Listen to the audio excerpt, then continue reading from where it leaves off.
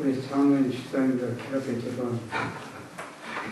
이 오래 긴 시간 앉아있는 게 쉬운 게 아니고 저 잘합니다. 괜찮습니다. 그렇지만 우리가 하늘을 포기할 수 없고 잊어버릴 수 없다는 상황에서 제가 사실 목사님처럼 말씀처럼 새벽에 하고 저녁에 하고 하면 쉽겠죠. 제가 여기서 올 수도 없는 것이고 제가 알고 있는 부활을 우리 성도 여러분께 조금이라도 깨닫게 하심으로 함으로써 제가 경험한 그 경험을 같이 경험하게 했으면 좋겠다는 그런 생각에서 제가 목사님께 제안했던 것인데 이렇게 2시간씩이나 할애해 주셔서 정말 감사합니다. 우리가 아무리 하나님의 사랑을 얘기해도 논할 수 없습니다. 좀 전에 부르신 노래 참 좋죠? 그 노래가 믿음으로 구원된 사람이 필연적으로 나오는 결과물입니다. 그 사랑을 억제할 수 없어서 내 마음에서 억제할 수 없는 그 무엇이 그 사람을 행동화시킵니다. 그것은 결코 변함이 없고 어떤 환경 가운데서도 요동하지 않습니다. 그러나 어떤 노력, 자기의 노력을 위해서 이루어진 그것은 환경에 따라서 변합니다. 변절됩니다. 이런 차이가 있습니다. 그래서 우리가 하나님의 말씀이 성경과 예언을 연구해야 되지만 너무너무 사람이 많은 것을 왜곡시키기 때문에 여러분 천주교 오시잖아요. 천주교가 처음부터 이렇게 타락한 교회는 아니었어요. 바로 예수님의 제자들로부터 시작됐던 교회였습니다.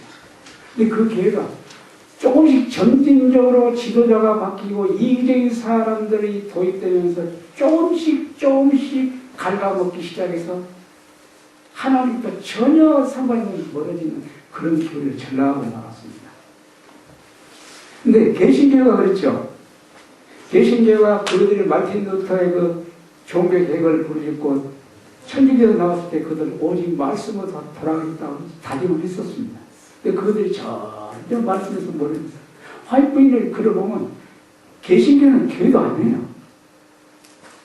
그런데요, 슬픈 일이 하나 있습니다. 제7안식일이 수치입니다.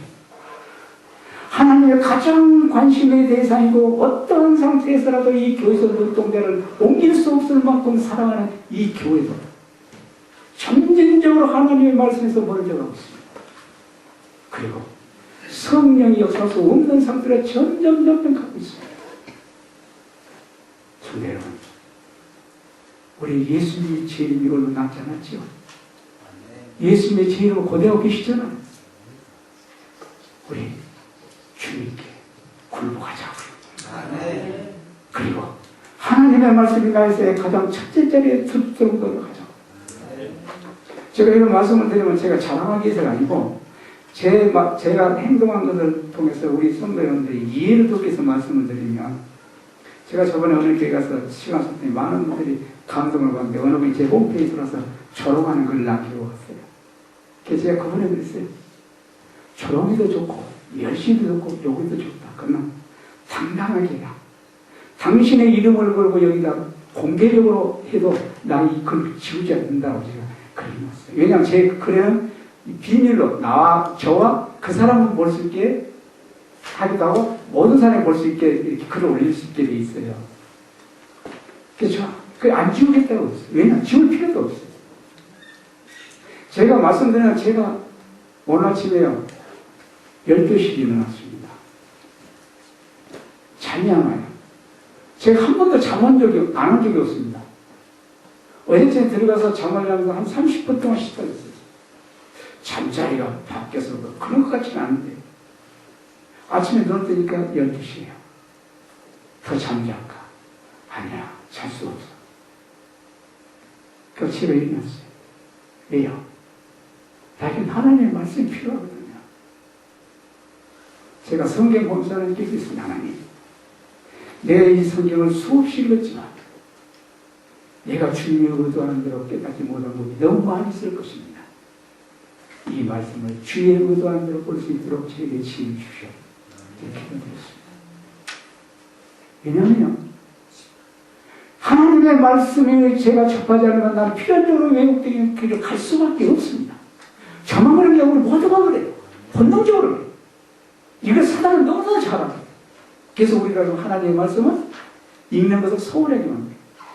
우리 그러잖아요. 우리 성경은. 한번 가만히 생각해 보세요. 내가 성경을 읽어도 어떻게 읽죠? 그냥 감성으로 읽든지 아니면 교회에서 읽으려 하니까 읽든지. 그거 읽어도 우리가 예언을 읽어도 우리가 모르겠어요. 한 달에 한 번 볼까 말까. 매일 밥은 먹기를 즐겨하면서 이 우리들의 영적인 음식을 그철에 소홀히 하네.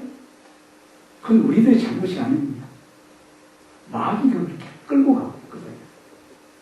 그래서 우리는 매 순간마다 자기 마음의 생각과 동기를 살피고 자기를 예수님께 굴복시키는 경험을 하지 않으면 필연적으로 우리 그 길을 갈 수밖에 없어요. 절대 우리 승리하지 못합니다. 성도 여러분, 예수님이 나에게 절대적으로 중요한 사실을 지식적으로 아니라 마음속 가장 깊은 곳에 간직될 수 있도록 하나님과 씨름하시기 바랍니다. 그것만이 우리가 승리할 수 있는 유일한 길입니다. 그래서 우리 하나님의 말씀을 연구해야 됩니다. 자, 근데 말씀을 연구할 때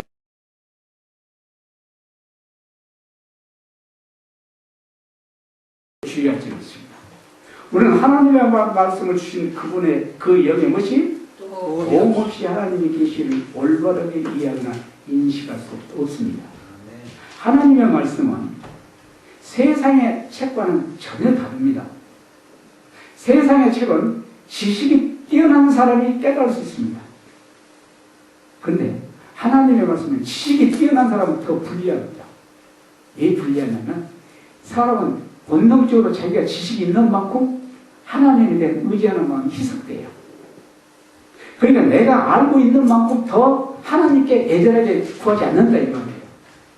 이 말은 대단히 죄송합니다. 저는 여기 어느 분이 어떤지 제가 모릅니다. 제 목사님과 다 한 번도 교인들에서 얘기한 적이 없습니다. 근데 일반적으로 제가 우리 성도 여러분들이 말씀드린 것은 제 자신이 그걸 경험했기 때문에 말씀드립니다. 제가 제주도에서요. 정말 저처럼 열심히 있는 사람이 없었습니다. 제 마누라가 저보고 뭐라는 줄 아십니까? 당신은 미쳤어 그랬어요. 교회밖에 모르니까요. 그런데요. 그것 걸어놓고 저는 어떻게 하냐면요. 어느 장로님이 내 뜻, 내 생각하는 바대로 하지 않으면 자꾸 그걸 비난하고 정죄하고 욕했어요. 그리고 내가 그 장로님 이어서 내가 교회 떠나겠습니다 하고 하나님 기도하고요. 8개월 동안 교회를 안 다녔어요. 그 장로님이 충격을 받았어요. 세상의 모든 사람이 교회를 그만두고 저 사람을 그만두지 사람이 아니라고 생각했는데 제가 떠나버렸거든요. 근데 제가요. 8개월 동안 교회를 떠난 것을 지금까지 양심의 가치를 막 느끼고 후회하면서 살아갑니다. 왜냐하면요. 우리는 다른 사람의 헌신은 많고 헌신한 사람은 그 사람 자칫 잘못하면 자기를 살리지 않으면 철저하게 다른 사람을 정죄하는 자로 변절되어 버립니다. 그러니까 내가 여기 열심히 하죠. 교회. 열심히 헌신하는 사람이 자기 마음을 조금이라도 살피지 않으면 헌신하지 않는 사람을 정죄너로 바라고 그걸 비난해요. 필연적으로 그렇게 해요. 제가 그런 경험을 한 이후로 그걸 깨달은 게 한참 후였습니다. 제가 저희 아내와 결혼했는데 굉장히 믿음 있는 사람으로 했거든요. 결혼해보니까 이게 아니에요. 황당한 거예요. 이 여자는 교회도 안 다녔던 여자고 그 중요한 사람이 교회 다녔고 교회 다니고 있고 어린이도 잘 가르친다고 했는데 교회도 그 당시에 안 다녔던 여자였어요. 그래야 둘이 매일 다는데 신기하게도 금요일만 되면 둘이 싸워요. 싸운다기보다 제가 일방적이었어요. 제 아내가 모욕적인 언어로 그걸 자극을 하고 믿음이 없다고 멸시하고 저항하고 그럼 안 시키는 거지. 그래서 제가 기도하기 시작했어요. 하나님 왜 저 사람들이 믿음이 없을까? 저 사람들이 믿음을 싶어 기도하는데 얼마나 했냐. 우리 아이가 태어나기 전이니까 태어나기도 고등학교에 들어갔어요. 제 국민학교하고 중학교는 제주도에서 이제 이 안식일을 지킬 수 있으니까 다녔는데 고등학교 넣으려고 하니까 내신 성격 때문에 안 돼요. 안식일을 개설하면. 그래서 서울로 삼성학교 보내면서 저희가 이사 왔어요. 제 기도가 그러니까 18년 이상 지속됐다는 얘기입니다. 제 아내의 믿음을 달라고. 그래서 어김없이 금요일만 되면 그 사람 마음에 상처를 줬어요. 그래서 나는 안식일을 그렇게 준다고 생각해 갔어요. 그래서 버스 타고 가는데 어느 날 갑자기 내 머리가 탁 스치는 게 무엇이냐면 달란트 비가 탁 스쳐요. 달란트 비가. 그러면서 어떤 생각이냐면 제 아내에게는 하나님께서 2달란트를 줬어요. 이게 2달란트가 지금 활용하고 있어요. 그리고 하나님이 나에게 5달란트를 줬어요. 근데 나는 몇 달란트로 활용하냐 3달란트로 활용하고 있는 거예요.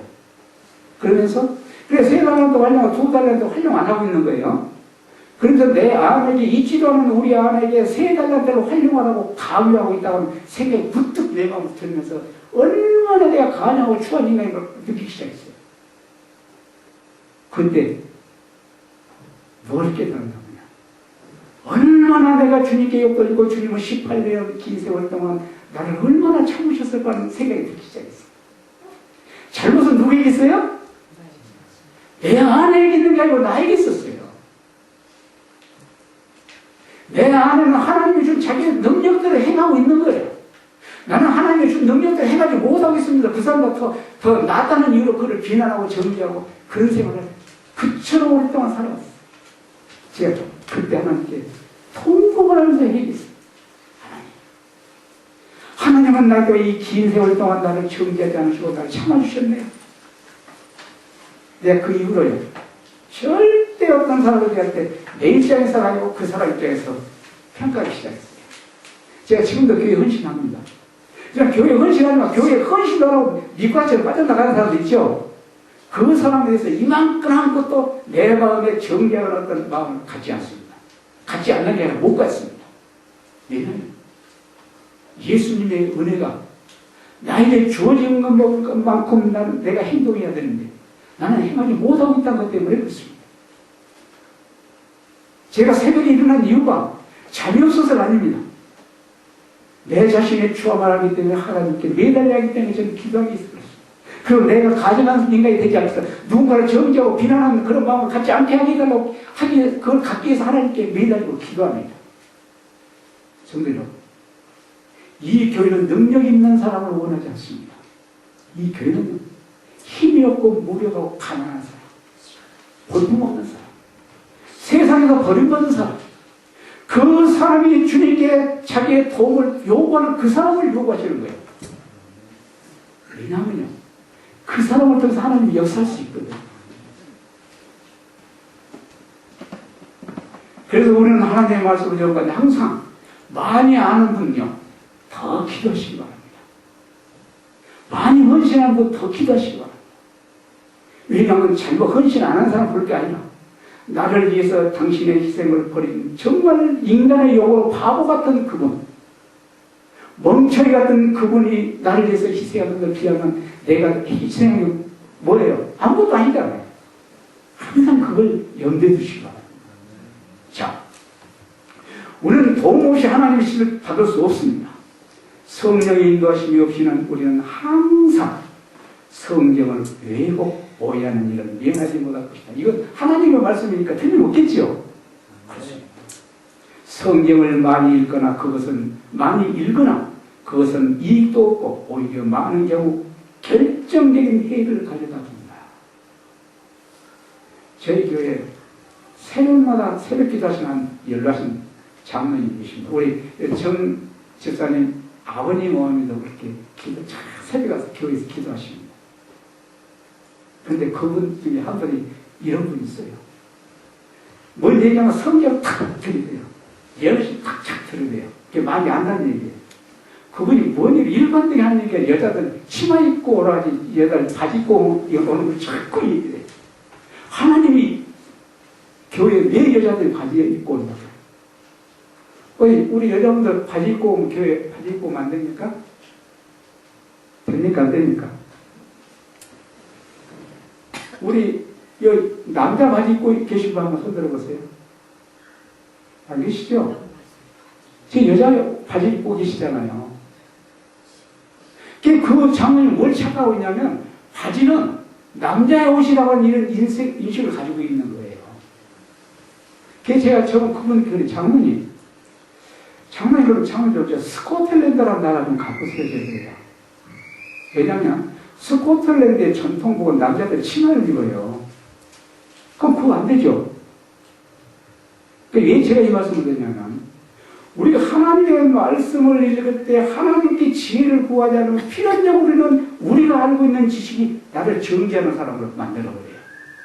다른 사람을 비난하고 다른 사람을 정죄하는 그런 사람으로 변질시킨다니까요. 진리는 우리를 변화시키지 못하면 나를 멸망시켜요. 철저히 멸망시켜요.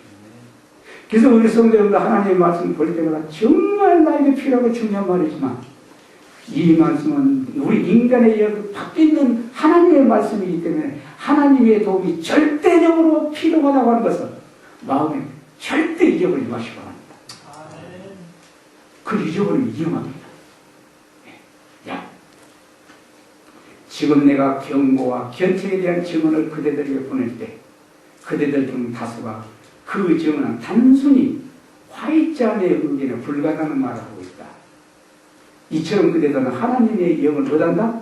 모욕한다. 그러니까 연으시는 어떤 특정한 내용이 잘못되거나 시대적인 잘못됐다라고 말하는 사람은 하나님의 영을 모욕하고 있다고 하는 것입니다. 왜냐하면 연으시는 모든 말씀은 철저히 하나님의 영입니다. 말씀입니다. 그런데 여기 이제 우리가 유의할 게 있습니다. 어떤 것이냐면 이 연대적인 거 있죠. 연대적인 것이나 숫자에 관한 거 이런 건 틀릴 수 있죠. 그런 건 틀릴 수 있습니다. 성경에도 그런 부분이 나옵니다. 그러니까 연대적인 거나 어떤 숫자적인 이런 부분은 잘못될 수 있습니다. 그건 중요한 건 아니에요. 여러분 제 책을 보시면 제 책 가져가신 분들 결정적으로 잘못된 부분이 하나 있습니다. 그 책을 제가 출판한 다음에 제가 알았는데 그 부분은 뭐냐면 바로 그 두 종류의 행함에서 로마서 4장과 야고보서 2장에 있는 내용을 인용하면서 제가 그걸 뭐라고 기록했냐면 사도 바울은 똑같은 사람을 다르게 기록했다라고 써는 내용이 있을 거예요. 그건 사도 바울이라고 하면 그 잘못된 내용이고요.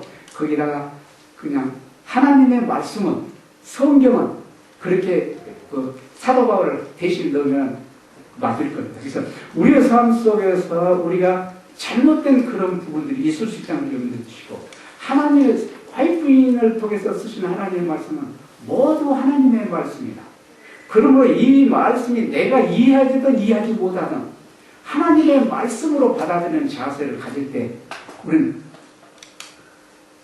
손해를 보지 않습니다. 요새 많은 분들이 예언을 부인하죠. 여기도 그런 분이 계신 거 보겠습니다. 제가 구원이 모두 선물이라는 이유책이라는 책이 있는데 지금 이번에 가져온 책 이전에 나온 책이 하나 있는데요. 그 책을 제가 제주도에서 이규길이라고 혹시 아시는 분 계세요?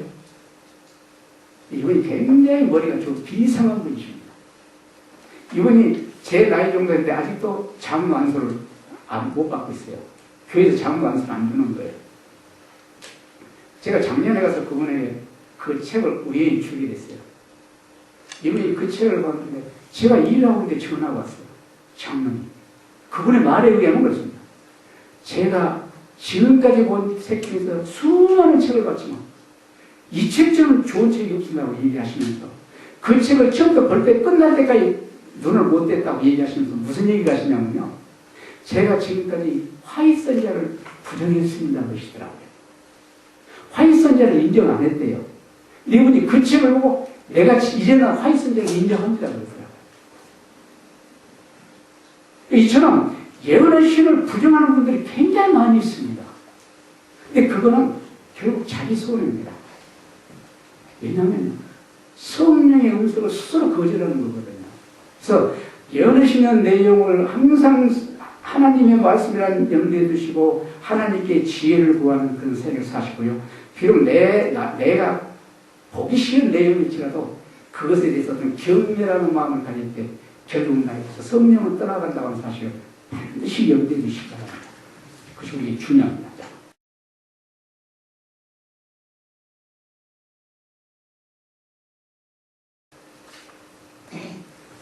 성경과 예언의 신의 관계입니다. 제가 이 말씀드리면 성경은 큰 빛이죠. 예언의 신은 작은 빛이죠. 크고 작다는 것 때문에 중요도를 가지고 중요하고 중요하지 않고 덜 중요하라고 해석하면 잘못됐다고 하는 것을 제가 제 목사님께 드리는데 종말할 때 기만의 극치라는 글책에 잠깐 언급이 나는데요. 여러분, 성경과 연애시는 절대 차이가 있는 책이 아닙니다. 하립 선자께서 성경은 큰 빛, 연애시는 작은 빛이라는 이유는 중요성 때문에 그랬다고는 느껴지잖아요. 그때 당시 때 거짓 선지자가 많이 있었어요.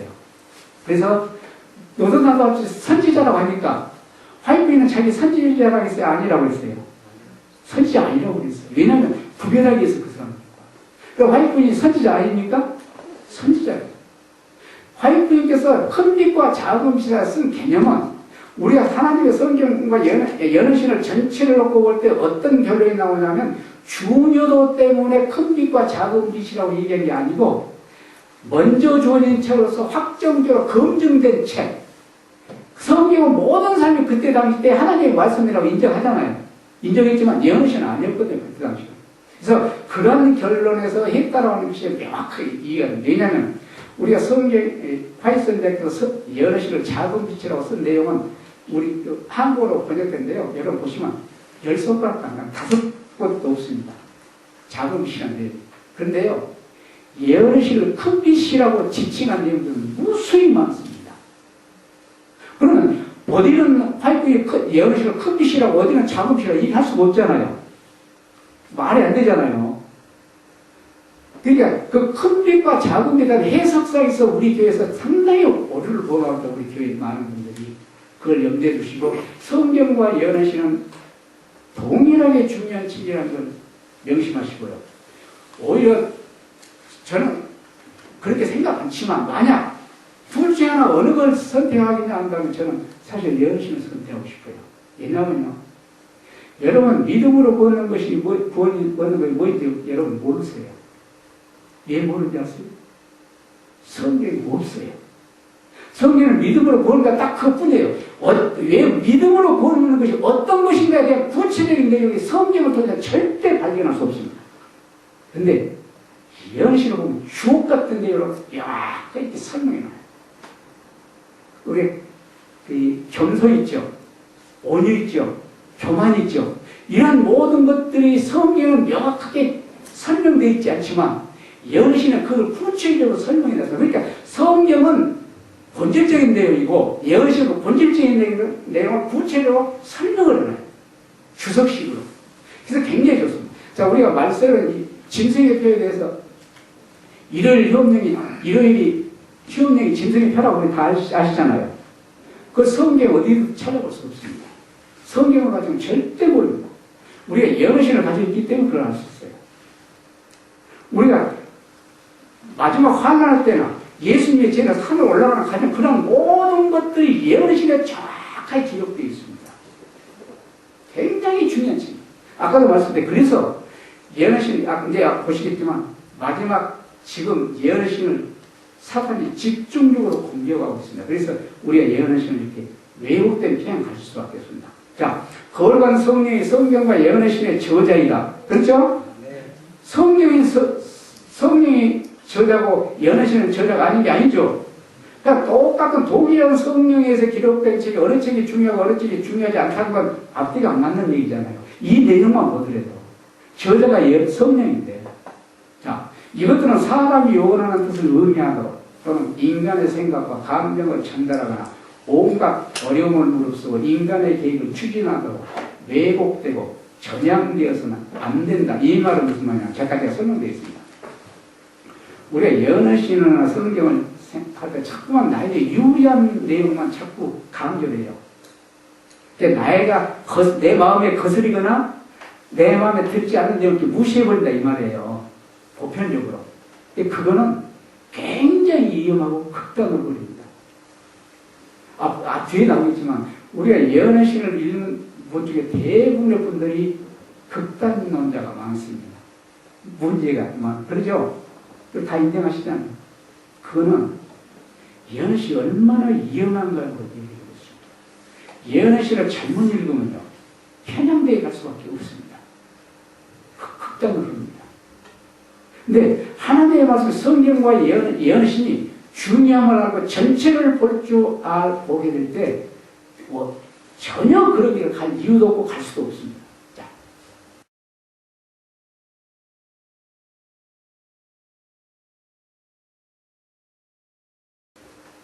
사단의 마지막 공격이 대사입니다. 사단이 어떻게 예언신을 공격할까요? 출판을 못하게 할까요? 그러네요. 우리는 사단의 공격을 절대 알 수 없습니다. 어제 저녁에 봤듯이 우리 하나님의 말씀과 질이 작은 것이라도 모순되는 것은 어디서 온 것이다? 사단에게서 온 것이라고 분명히 하나님의 말씀에 기록이 있는 것을 봤습니다. 사단은요, 절묘하게 우리를 공격합니다. 우리가 상상할 수 없는 방향으로 우리를 공격하기 때문에 우리는 그걸 모르고 있을 뿐이에요. 자, 보세요.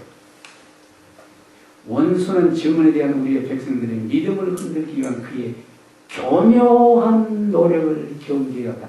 교묘하다는 말은 알 수 없다는 얘기죠. 알 수 없다는 얘기입니다.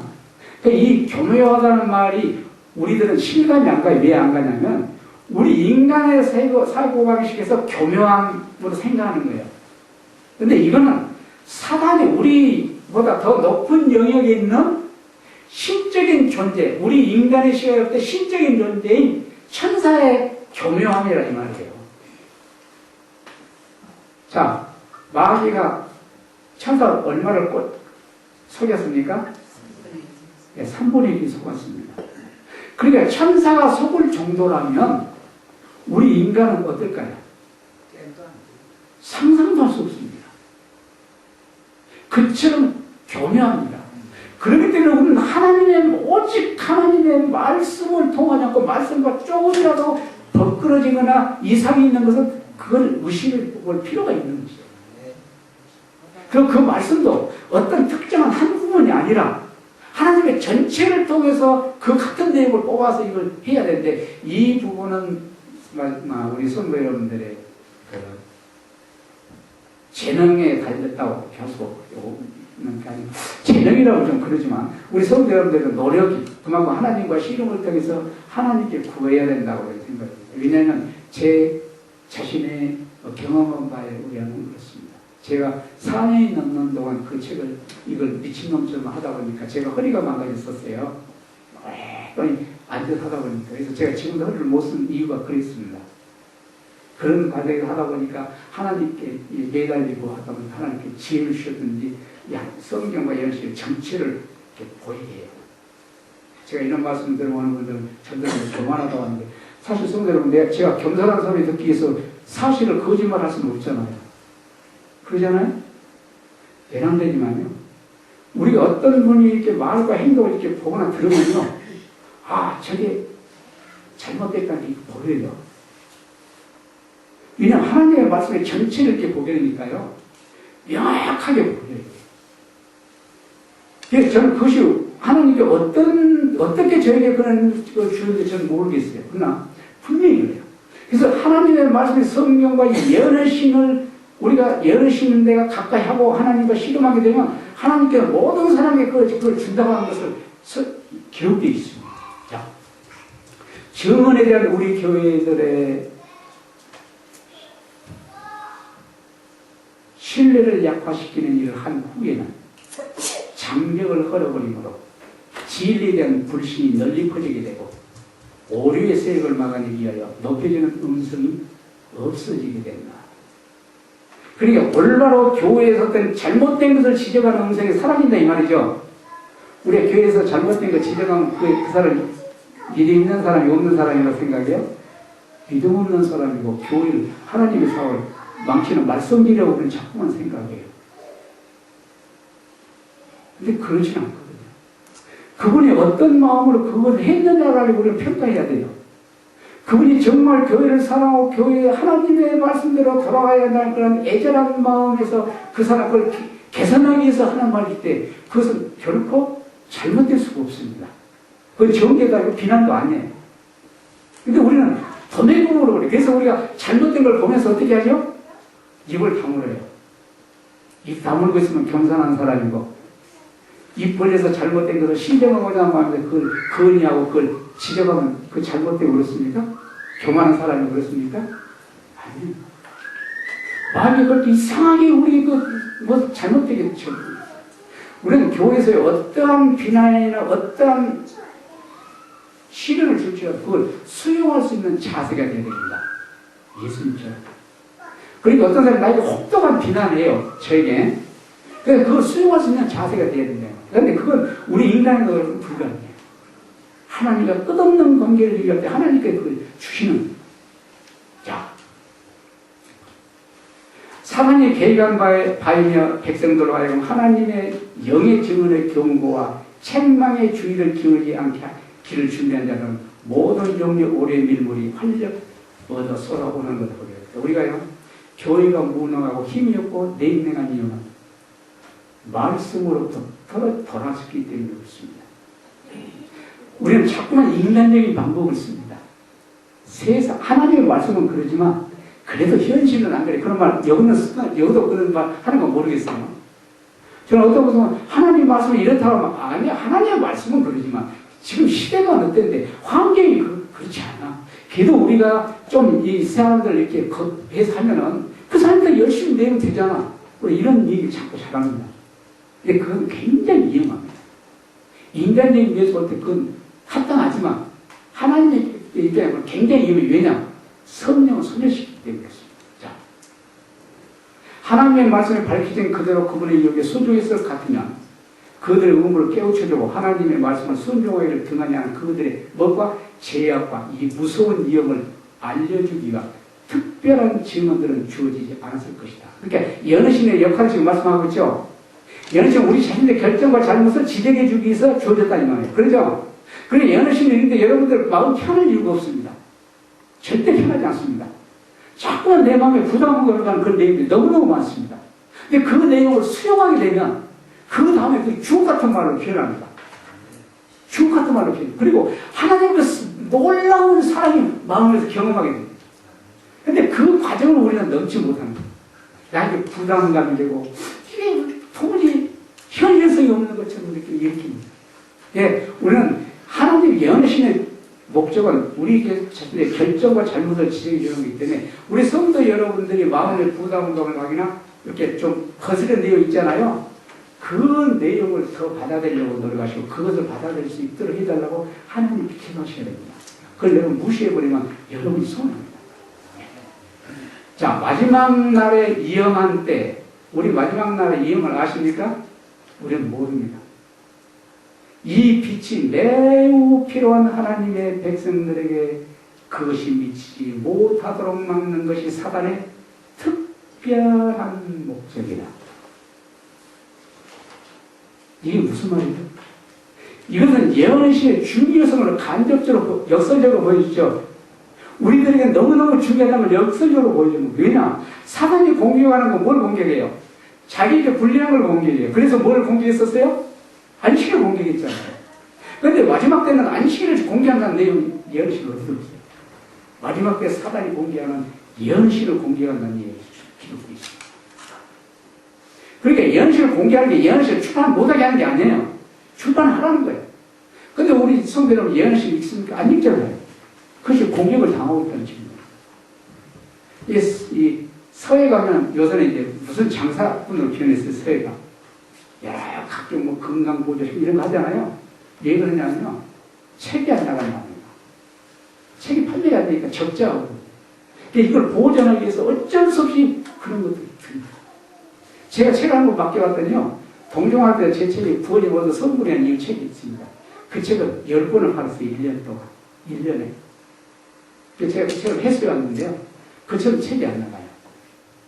그건 얼마나 우리가 하나님의 말씀에 대한 필요성을 느끼지 않는가. 그건 결국 사단이 그처럼 우리의 시선을 하나님의 말씀에 다른 곳에 집중시키게 함으로써 하나님의 말씀을 보지 않아도 하늘에 갈 수 있다고 하는 착각감을 살게 만들어버려요. 그러니까 하나님을 거짓말하게 만들어버린 겁니다. 우리가 변화되지 않으면 하늘에 갈 수 있어요? 없어요? 갈 수 없어요. 그런데 우리는 변화되는 경험을 하지 않고 있으면서도 하늘에 갈 수 있다고 스스로 생각해요. 어떻게? 믿음으로 구원받는다고 하면서요. 믿음으로 구원받지 않으면서 스스로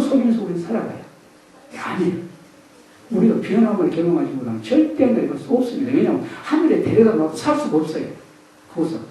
하나님의 악인들을 소멸시키는 건 악인들의 미워서가 아니에요.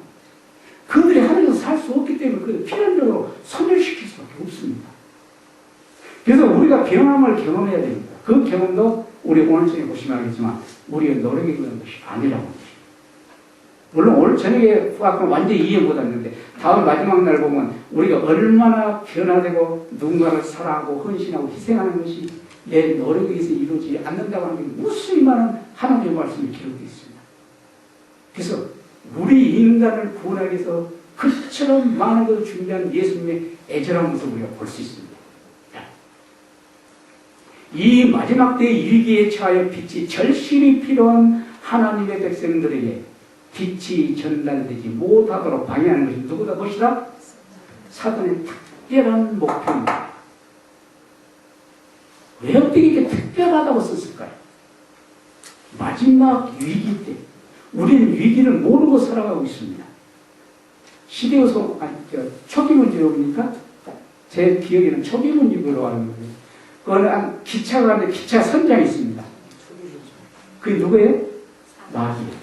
근데 무수히 많은 사람들이 그 사람이 진짜인 줄 알고 그 열차에 타고 가는 모습을 우리가 여느 시간 봤습니다.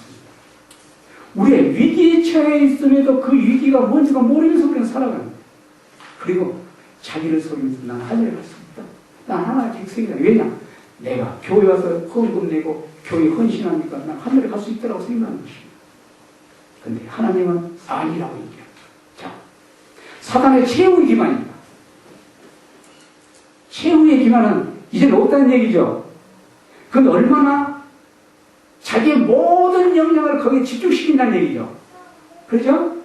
전쟁에서 가장 마지막 최후의 전투, 그것은 자기의 모든 화력을 동원해서 그걸 공격합니다. 왜요? 반드시 이겨야 됩니다. 최후의 공격, 같이 한번 읽어보시죠. 사단, 자 시작. 사단의 최후 기만은 하나님의 영의 증언을 무력하게 만드는 바로 그러한 성질의 것이 될 것이다. 사단은 하나님의 남은 백성들이 가지고 있는 참된 증언에 대한 신뢰심을 동요시키기 위하여 온갖 방법과 종류와 다른 매개를 결성하여 교묘하게 활동할 것이다. 우리는요, 제가 텔레비를 참 좋아했었습니다. 텔레비를 좋아해도 연속극은 안 봐요. 연속극은 우리 예전에는 연속극 보면서 그냥 뭐 어쩌고 하는데 저는 이해가 안 돼요. 뭐 유치하고 보나만 하고 결국 못한 걸 가지고 무슨 뭐 저 어쩌고 뭐 못됐네 무슨 뭐 착하네 뭐 이해가 안 돼요. 자, 이거 혹시 그런 분 계시면 죄송합니다. 제가 뭐 이걸 누굴 지적하고 정죄하는 의미가 아니라 우리 자신들을 하자는 얘기입니다. 저나 여러분들 똑같이 우리는 하나님께 필요한 사람이고 중요한 사람이고 우리를 구원하기 노력하신 똑같은 사람들이기 때문에 제가 말씀드릴게요. 우리가 여기 누가 더 의롭고 누가 더 악하고 이건 의미가 없습니다. 우리 성도는 뭐 죄를 많이 지은 사람은 더 악하다. 황당한 소리예요. 예수님이 지극히 작은 하나의 죄에 범한 사람들 수많은 사람 죄를 범한 사람하고 똑같이 봅니다. 그래서 여기서 제가 말씀드리는 건 누가 믿음 있는 것처럼 이렇게 얘기해 드리는 것은 그 사람을 통해 우리 자신들의 교훈을 얻자는 얘기지 그것이 좋다는 얘기는 아니에요. 똑같은 얘기예요. 자, 근데 제가 뉴스를 참 많이 봐요. 근데 어느 정도 많이 보냐면 집에 있을 때는 하루 종일 뉴스 YTN들 낮에는요. 물론 밤에는 제가 말씀드리지만 그래서 가만히 기도하면서 생각해보니까 내가 뭔가 잘못되고 있구나. 이 텔레비전 너무 시간이 많이 뺏기는 것이에요. 그래서 하나님께 기도하기 시작했어요. 하나님, 제가 너무너무 시간이 많이 뺏기는데 저 어떻게 해야 되죠? 그 기도를 계속 그 기도를 드려요. 여러분 기도 드리면 여러분 마음속에 그 기도가 자꾸 원칙으로 들어서기 시작해요. 그럼 그 원칙에 행동해야 돼요. 어느 때인가 TV에 관심 없어지기 시작해요. TV에 한두 번 보지만 반드시 그 시간 되면 하나님의 말씀을 주는 습관이 되기 시작해요. 우리가 그렇게 하자는 얘기입니다. 물론 그렇게 한다고 반드시 하늘에 가는 건 아니겠죠. 그러나 우리가 우리 생각 속에서 예언신의 중요성을 우리가 인식하게 되면 그걸 보게 됩니다. 자, 교묘하게 활동한다. 사랑의 최후 기만스러운 성령의 능력을 무력하게 만드는 것입니다. 묵식 없으면 백성이 방대에 행할 것. 방대에 행한다는 말은 무슨 말이죠? 자기 마음대로 한다 이 말이에요. 내 마음대로, 내 뜻대로 자기 마음대로 해석해요. 너는 그렇게 해석하면 내 했으면 이걸 이렇다라고 스스로 그렇게 해석하는 거예요. 방대에 행한다 이 말이 예언의 증언이 없으면. 그러니까 이 말은 성령의 다시 말해 예언의 우리가 소리하게 되면요. 교회에서 들은 풍고로 자꾸 지식은 쌓여요. 그런데 행동은 전혀 달라요. 묵식 없으면 방대행할 것입니다. 사단은 하나님의 나온 백성들의 참된 증언을 믿는 신뢰심을 불안정하게 하기 위하여 여러 가지 방법과 다양한 매개물을 이용하여 교묘하게 활동할 것이다. 사단은 오류를 이끌기 위하여 계시의 성격을 띈 것이면 무엇이든지 광신주의 일종으로 생각이 안 난다. 굉장히 무슨 얘기인데요. 우리 성도 여러분, 물론 많은 분들이 예언식 이제 마치겠습니다. 예언식을 소리하는 이유 중에 하나가 예언식을 강조하는 사람은 극단주의로 아주 결론을 내버리고 얘기합니다. 예언식에 이런 내용이 있다면 예언식 좋아하는 사람 치고 올바른 신앙이 높다라고 이렇게 얘기합니다. 그리고 여기도 계신가 모르겠어요. 일반적으로 왜냐하면 우리 예언신을 보던 많은 사람들이 어느 특정한 부분만을 보고 그 부분 반향으로 가다 보니까 왜곡된 길을 따르기 시작했어요. 그것이 사실 사단의 목적입니다. 그래서 우리가 예언신 하나 아주 이 환멸을 느끼게 만들어요. 모든 사람들이. 그래서 예언신을 볼 필요성을 느끼게 못하게 만들어버립니다. 무서운 일입니다. 이것을 사단이 하고 있다고 합니다. 자, 증언들을 믿는 하나님의 백성들은 믿음을 약화시키는 것이 사단의 계획이다. 사단은 공격하는 방법을 안다. 그는 사업에 선대서 있는 자들에게 예언의 신을 무시하고 그래서 예언의 신이 무력화될 때 이 교회는 성령의 능력 그만큼 소멸됩니다. 성도 여러분, 우리 말씀을 돌아가시기 바랍니다. 그리고 말씀의 중요성을 인식하시기 바랍니다. 그러나 분명한 사실, 말씀을 읽되 하나님께 애절하게 지혜를 구하시고 하나님과 관계를 유지하고 내 자신의 결정과 잘못을 발견하기 위해서 읽으시기 바랍니다. 다른 사람의 결정과 잘못을 지적하기 위해서가 아니라 하나님의 말씀을 통해서 내 자신의 잘못된 부분을 알기 위해서 읽는 것이 굉장히 중요합니다. 제가 이런 생각을 가지고 있다 보니까 어떤 상황이 됐냐면 이런 상황이 됩니다. 제가 이렇게 가다가 우리 성도 여러분들은 불현중에 내 자신이 나타내는, 부스로 나타내는 그런 것을 느껴집니다. 그런데 우리 성도 여러분들 대부분 그걸 느끼지 못합니다. 자신이 부스로 나타내고 그냥 의도적으로 이렇게 아주 지능적으로 자신을 나타내려고 하는 그런 부분들이 우리 마음속으로 쑥쑥 나타납니다. 근데 그것을 말씀을 계속 읽으면 그것이 잘못되고 이게 가져가다 보니 느껴집니다. 그런데 하나님의 말씀 보지 않으면 이게 느껴지는 거죠. 그런데 이것이 결정적으로 우리 마음에 성령을 소멸시킵니다. 성령이 소멸된다 이 말은 우리 자신들이 변화되지 못한다는 얘기죠. 그 말은 우리가 하나님과 관계가 없다는 얘기죠. 하늘에 갈 수 없다는 얘기입니다. 우리가 거짓말쟁이가 된다는 얘기입니다. 다시 말해서 우리가 하나님을 거짓말쟁이로 만든다는 얘기예요. 하나님이 거짓말하실 수 없는 분이죠. 자, 최소한 우리 여기 계신 여러분들은 하나님을 거짓말쟁이로 만들지 마시기 바랍니다. 그분과 관계를 유지하고 그분의 사랑 안에서 굴복함으로 그분의 놀라운 사랑을 경험하시는 생애를 통해서 우리 주위에 있는 사람들의 하나님의 위대함을 증가하시는 세계 사시기 바라면서 마치겠습니다. 오랜 동안 죄송합니다.